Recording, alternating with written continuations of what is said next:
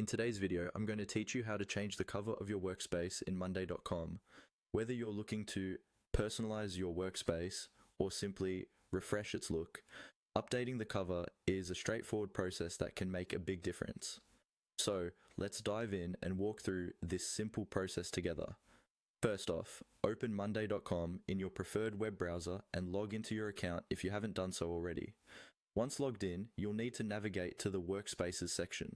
To do this, look for the Workspaces tab, which you can usually find on the left-hand panel of your dashboard. This panel serves as your main navigation hub, directing you to various sections of your Monday.com environment. Clicking on Workspaces will take you to a list or grid view of all your current workspaces.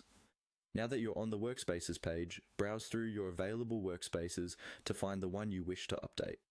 Identifying the correct workspace is key as it ensures you're adjusting the visuals of the right project or team space.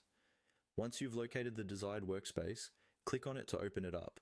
Within your workspace, you'll notice a banner at the top. This is where the current cover is displayed.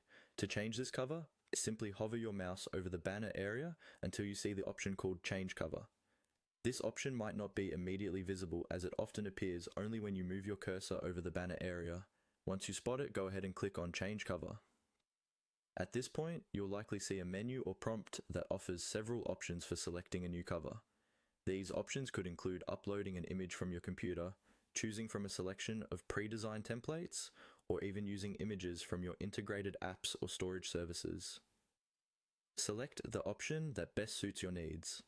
If you decide to upload a custom image, make sure it meets any size and format requirements specified by Monday.com, as this ensures the image will display correctly without being pixelated or distorted.